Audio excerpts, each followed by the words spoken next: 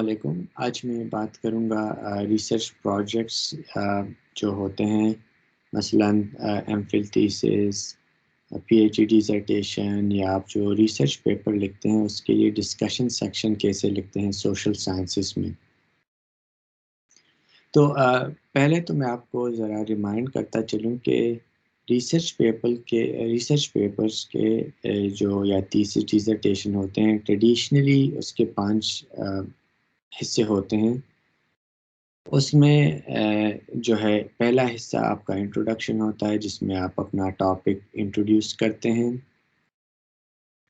आप अपना problem statement बताते हैं, आप बताते हैं रीडर्स को कि बैकग्राउंड क्या है उस प्रॉब्लम का और आप उसे क्यों इन्वेस्टिगेट करना चाहते हैं। दूसरा फिर हिस्सा होता है लिटरेचर रिव्यू का जिसमें आप फिर बताते हैं अपने रीडर्स को या आपके जो रिव्यूअर्स या एग्जामिनर्स हैं कि आपके टॉपिक से रिलेटेड या आपके टॉपिक में जो वेरिएबल्स आप इन्वेस्टिगेट कर रहे हैं, उससे रिलेटेड जो हैं पास्ट में क्या रिसर्च हुई है, किस-किस बंदे ने रिसर्च की हुई है और उन रिसर्च की फाइंडिंग्स क्या हैं।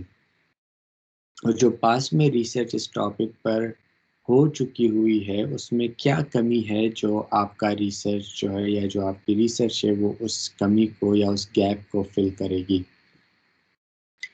फिर आप जाते हैं मेथड्स में जो जिसमें आप फिर बताते हैं कि जी ये प्रॉब्लम है, ये पास्ट लिटरेचर में गैप है और उसको हम इस मेथड्स के ज़रिए जो है हम फिल करेंगे।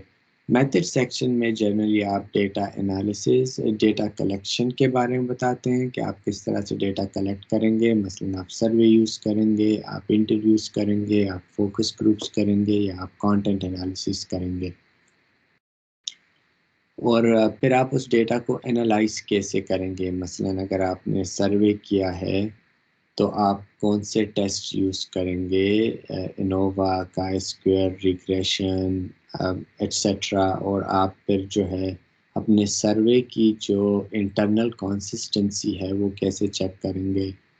अगर आपने इंटरव्यूज़ और फ़ोकस ग्रुप्स किए हैं, तो उसका आप कैसे एनालिसिस करेंगे? आप थीमेटिक एनालिसिस करेंगे या ग्राउंडेड थ्योरी अप्रोच यूज़ करेंगे? तो ये चीज़ें फिर आप डेटा मेथड्स में बताते हैं। फिर फाइंडिंग्स या एनालिसिस जो आपका चौथा सेक्शन होता है, उसमें फिर आप ये बताते हैं कि आपकी फाइंडिंग्स हैं क्या एक्चुअली?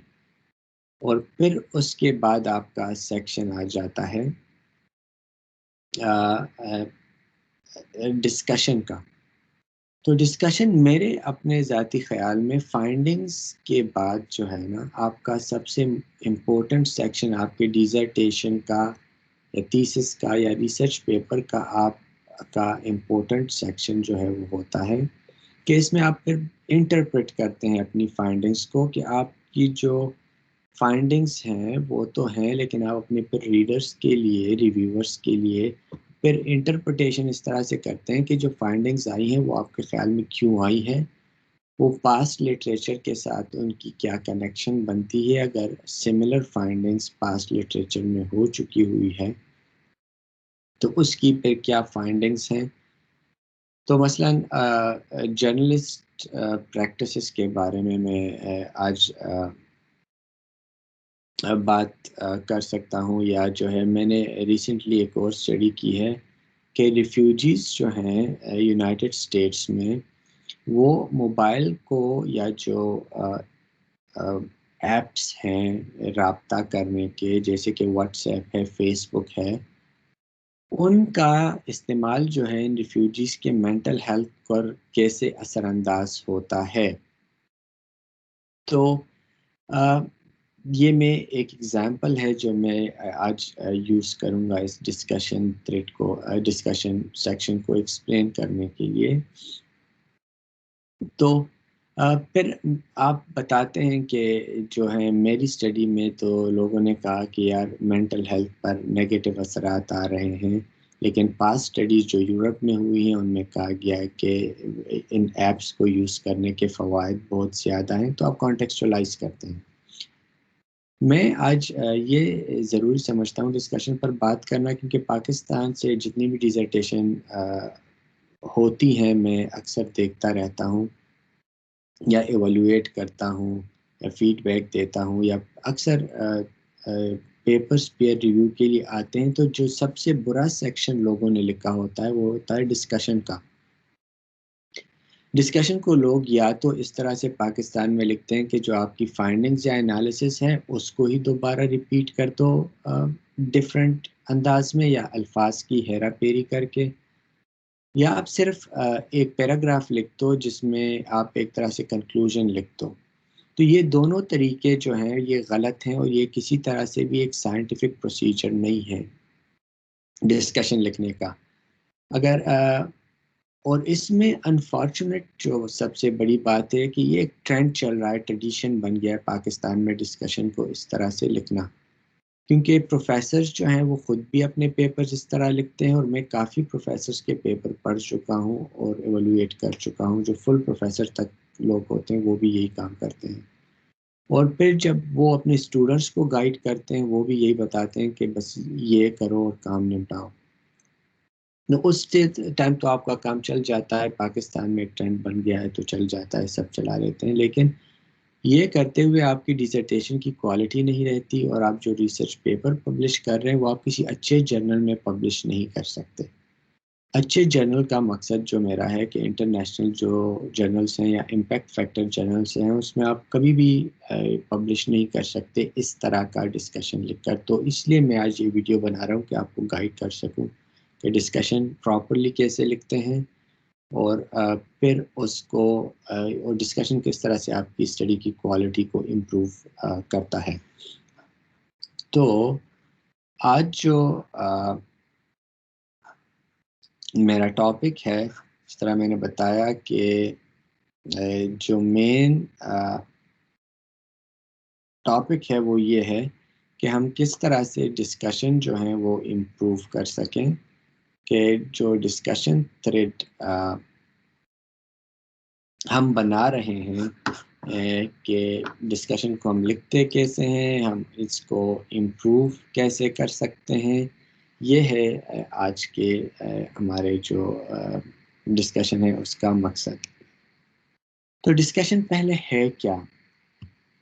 डिस्कशन में जिस तरह मैंने पहले बताया, आप अपनी स्टडी की फाइंडिंग्स को इंटरप्रेट करते हैं और बेसिकली आप अपने जो सो व्हाट एक सवाल बनता है कि आपने मुझे मेरी अपनी फाइंडिंग्स तो बता दी हैं, लेकिन मतलब क्या, सो व्हाट, लाइक उसका फ़ायदा क्या है, उसकी इम्पोर्टेंस क्या है, या जो फाइंडिंग्स हैं उसे समझाने में आप हेल्प करते हैं रीडर्स की। तो फ़र्ज़ करें कि मैंने जो स्टडी की थी रिफ्यूजीज़ के साथ, उसमें उन्होंने एक इंटरेस्टिंग फाइंडिंग बताई थी कि यार हम जो हैं, अक्सर ये होता है, वो डिटेल इंटरव्यूज़ हमने किए थे तो उसमें एक ये थीम ये लिखा हुआ था कि एक टीम हमारा जो आया था कि वो फैमिली से वीडियो पर कैमरा पर बात करने अवॉइड कर रहे थे। हमारे जितने जो पार्टिसिपेंट्स थे, तो अब पास्ट स्टडीज़ में ये जो बाकी ममालिक में हुई हैं, उनमें ये बताया गया था कि जिस तरह के जितना डिटेल में ये लोग बात करते हैं, तो उसका फ़ायदा होता है मेंटली इनको। लेकिन हमारे रिफ्यूजीज़ बता रहे थे कि नहीं, जो हमारी स्टडी के पार्टिसिपेंट्स थे, कहते हैं कि वो अक्सर छुपाते रहते हैं, वीडियो कैमरा नहीं खोलते अपनी फैमिलीज़ के साथ बात करते हुए, क्योंकि उनकी फैमिली समझती है कि ये यूएस में आकर ये लोग एन्जॉय कर रहे हैं, लेकिन ये अभी भी काफ़ी बुरी हालत में है, ये फाइनेंशियली स्टेबल नहीं है इस टाइम। तो वो अपनी फैमिली को स्ट्रेस से बचाने के लिए और अपनी सही हालत छुपाने के लिए कैमरा यूज़ नहीं करते थे, जो स्ट्रेस कॉज़ करता था। तो फिर हमने ये फाइंडिंग्स एक्सप्लेन की हैं कि ये रिफ्यूजीज़ आकर किस तरह से कल्चरल फैक्टर्स आ जाते हैं इसमें, और ये बातें इन लोगों ने किन कॉन्टेक्स्ट में की हैं। तो डिस्कशन का जो आपका मेन जो मतलब होता है वो ये होता है कि आपकी फाइंडिंग्स जो आई हैं, बेशक आपकी क्वालिटेटिव स्टडी हो या क्वांटिटेटिव स्टडी हो, उसकी इंटरप्रिटेशन करनी है, समझाना है आपने रीडर्स को क्या वजह हो सकती है इस इन फाइंडिंग्स के आने की, और आपकी स्टडी इम्पोर्टेंट क्यों है, इसकी थ्योरेटिकल क्या कंट्रीब्यूशन है, इनकी प्रैक्टिकल क्या कंट्रीब्यूशन है, और इसके अलावा जो है इसकी लिमिटेशंस क्या हैं, जो डिफरेंट सेक्शन है और मैं अभी डिटेल में डिस्कस करूँगा। तो पहला सेक्शन जब आप अपने पेपर का डिस्कशन का लिखते हैं वो होता है आपका प्रिंसिपल फाइंडिंग्स का। आप एक पैराग्राफ लिखकर बता दें कि आपकी सबसे इम्पोर्टेंट फाइंडिंग्स क्या थी इस स्टडी की, जो नावल हैं और यूनिक हैं, जो बड़ी फाइंडिंग्स हैं आपकी स्टडी की वो क्या है। और फिर आप ये बताते हैं, आप एक्सप्लेन करते हैं, इंटरप्रेट करते हैं उन फाइंडिंग्स को। तो फ़र्ज़ करें जिस तरह मैंने बताया कि हमने रिफ्यूजीज़ जो मुख्तलिफ़ ममालिक से आते हैं उनके साथ काम किया हुआ होता है, तो उनकी फाइंडिंग्स जो हैं वो हमारी की ये थी कि इनको फाइनेंशियल प्रॉब्लम्स हैं, मोबाइल इस्तेमाल नहीं कर सकते। कुछ लोग जो हैं वो मोबाइल को इस्तेमाल करके ज़हनी सुकून मिलता है उनको फैमिली से बात करके। कुछ लोग जो हैं, लेकिन कुछ लोग जो हैं वो टेंशन में हो जाते हैं क्योंकि वो ख़ुद को तो सेफ़ कर फ़ील करते हैं, लेकिन उनके जो फैमिलीज़ फ़र्ज़ करें अफ्रीकन कंट्रीज़ में या सीरिया में रह जाती हैं, उनको देखकर ये परेशान होते रहते हैं।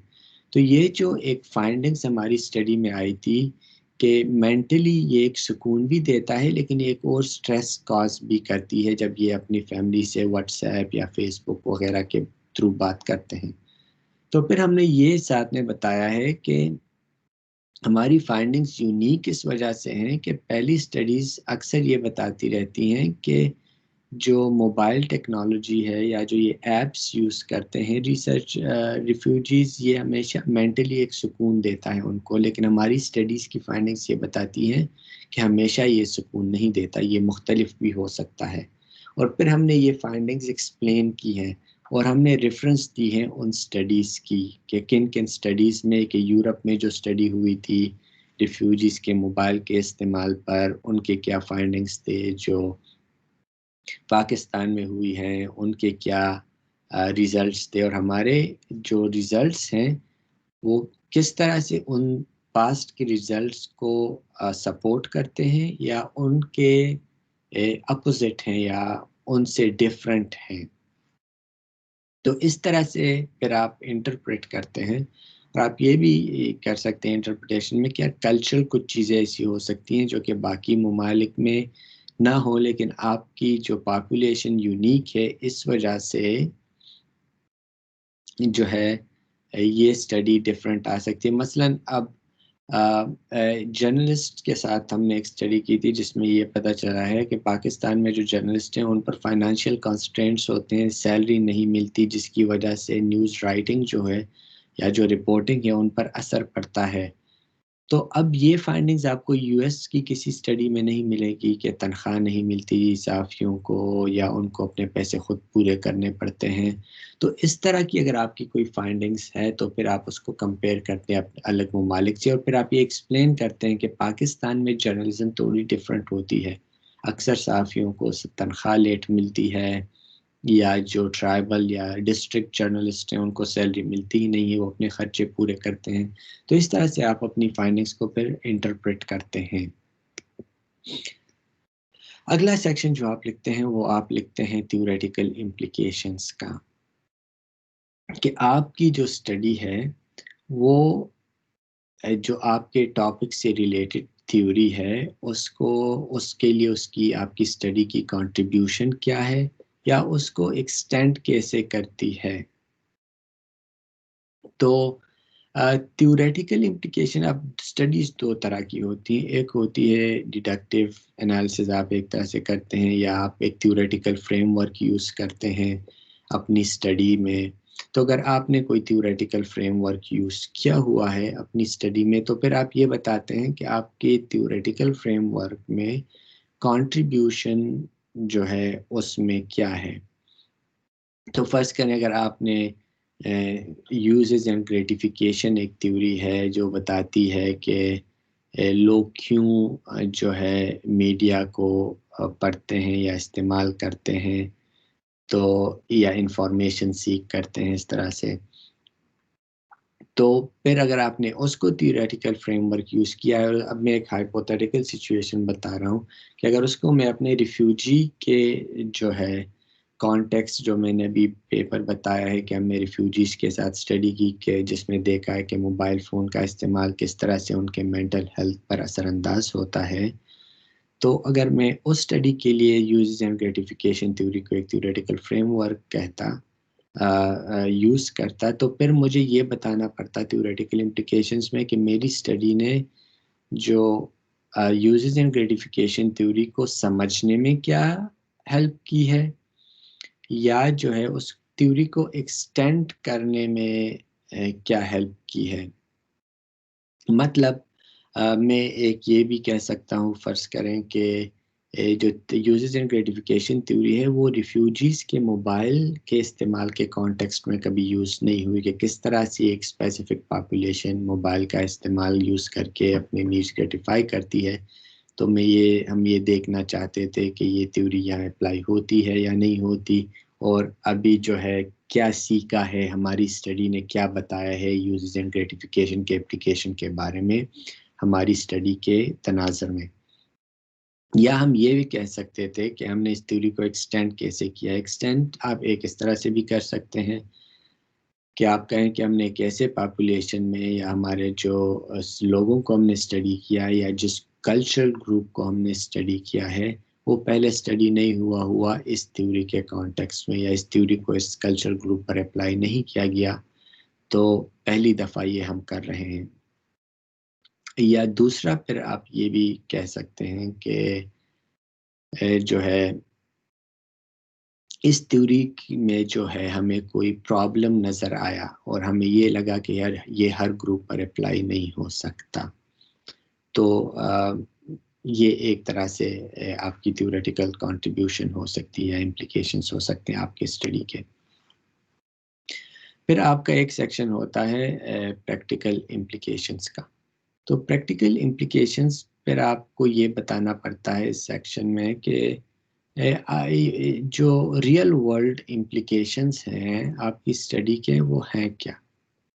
मतलब आपकी स्टडी तो कर ली, उसकी फाइंडिंग्स भी आ गई, उन फाइंडिंग्स से हमें सीखने को क्या मिला, या उन फाइंडिंग्स की रोशनी में हमें क्या मसला हल करने को मिल सकता है।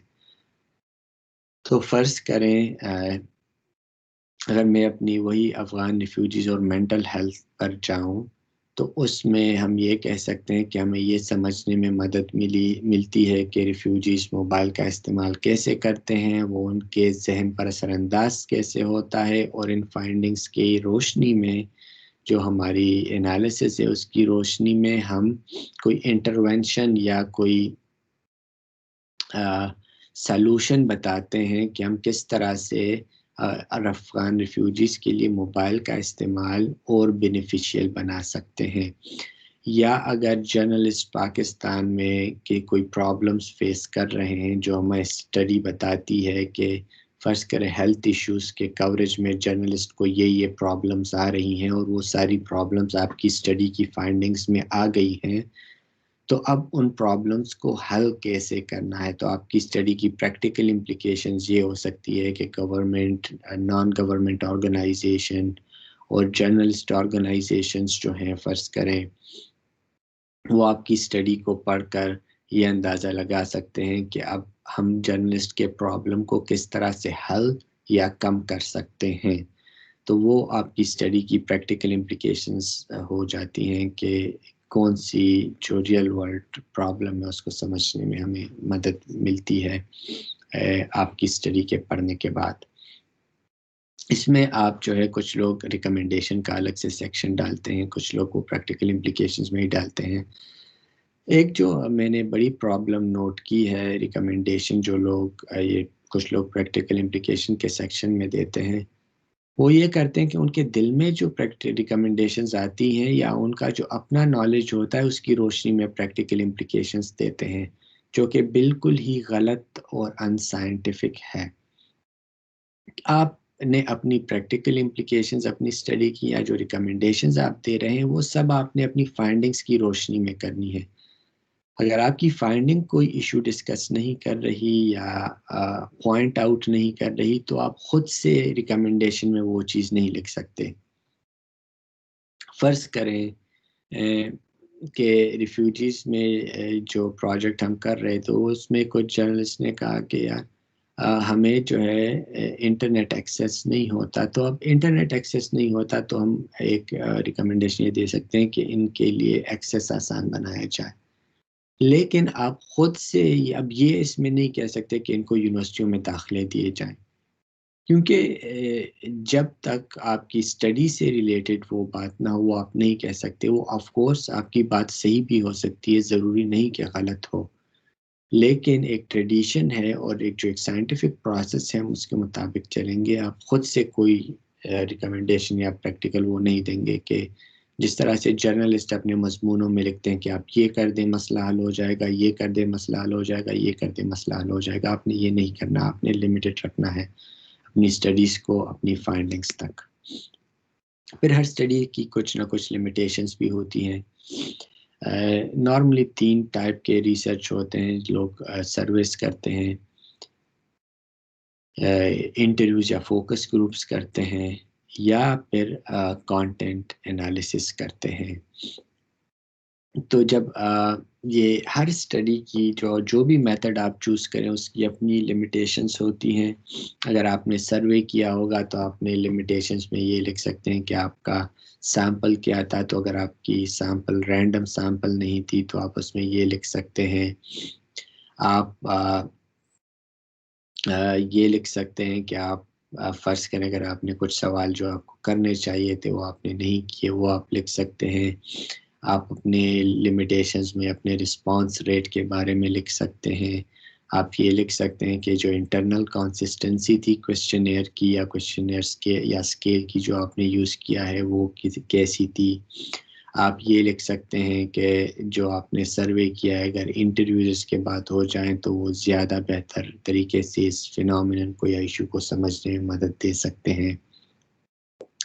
अगर आपने इंटरव्यूज़ किए हैं तो इंटरव्यूज़ में एक लिमिटेशन नेचुरली आ जाती है कि वो जनरलाइज़ेबल नहीं होती, तो जनरलाइज़ेबिलिटी जो है वो लिमिटेड हो जाती है। तो ये जस्ट कुछ एग्ज़ाम्पल हैं लिमिटेशंस की जो आप बताते हैं कि आपकी स्टडी किस तरह से और बेहतर हो सकती थी। लिमिटेशन ज़रूरी ये नहीं कि आपकी स्टडी की साइंटिफिक कोई क्वालिटी ही नहीं है, बल्कि लिमिटेशंस का मतलब ये है कि आपकी स्टडी अगर ये चीज़ें होती तो और बेहतर हो सकती थी। और अक्सर हर स्टडी की कोई ना कोई लिमिटेशंस होती है। आप जो भी साइंटिफिक स्टडी सोशल साइंसेज़ में देखेंगे उनमें लिमिटेशन का एक सेक्शन होता है। अगला जब आ जाता है वो आता है आपका सेक्शन फ्यूचर डायरेक्शंस का। फ्यूचर डायरेक्शंस में फिर आप ये बताते हैं कि आपकी स्टडी की फ़ॉलो अप स्टडीज़ क्या हो सकती हैं। हर स्टडी की नेचुरली जब आप एज़ अ स्टूडेंट काम करते हैं या एज़ अ रिसर्चर काम करते हैं, आपकी कुछ लिमिटेशंस होती हैं। आपके पास रिसोर्सेज़ लिमिटेड होते हैं, आपके पास टाइम लिमिटेड होता है, तो आप बहुत कुछ करना चाहते हैं, इन्वेस्टिगेट करना चाहते हैं, लेकिन आप नहीं कर पाते। तो फिर आप अपने रीडर्स को बताते हैं या जो फ्यूचर रिसर्चर्स हैं उनको आप मशवरा देते हैं कि आपकी स्टडी का फ्यूचर डायरेक्शन क्या हो सकती है, यानी एक और फॉलो अप स्टडी क्या हो सकती है या लोगों को फ्यूचर में किस एंगल से इस इशू को इन्वेस्टिगेट करना चाहिए। तो फ़र्ज़ करें आप जर्नलिस्ट प्रैक्टिसेस के साथ काम करना चाहते हैं, आपने इंटरव्यूज़ कर लिए जिसमें आपको पता चल गया कि जर्नलिस्ट जो हैं उनके हेल्थ इश्यूज़ कवर करने में ये प्रॉब्लम्स आ रही हैं, लेकिन आपने वो इंटरव्यूज़ किए हैं। आप कह सकते हैं कि फ्यूचर जो है लोग चूँकि इंटरव्यूज़ का डेटा जनरलाइज़ेबल नहीं होता, तो बेहतर होगा कि फ्यूचर में लोग सर्वे करके एक जनरल आइडिया करें। या आप ये कह सकते हैं कि मैंने एक सूबे में या एक डिस्ट्रिक्ट में अपनी रिसर्च पर फ़ोकस किया, अब आगे रिसर्चर्स को देखना चाहिए कि मुख्तलिफ़ कल्चरल ग्रुप्स जो हैं उनके दरमियान उनके रिज़ल्ट्स क्या आते हैं या जो जर्नलिस्ट डिफरेंट एनवायरनमेंट में या डिफरेंट सूबों में काम कर रहे हैं, उनके दरमियान डिफरेंसेस या सिमिलैरिटीज़ क्या आती हैं, तो आप इस तरह से फ्यूचर डायरेक्शंस अपने दे सकते हैं। उसके बाद फिर आपका एक सेक्शन आ जाता है, तो बेसिकली आप बताते हैं कि जो फ्यूचर रिसर्चर्स है वो अगर इसी इशू को और इसी टॉपिक को और इन्वेस्टिगेट करना चाहते हैं, वो किस तरफ जा सकते हैं फ्यूचर डायरेक्शंस में। फिर आपका आखिरी सेक्शन आ जाता है कंक्लूजन का। कंक्लूजन में आप अपनी सारी स्टडी को समराइज करते हैं 150 से 200 अल्फाज में जनरली।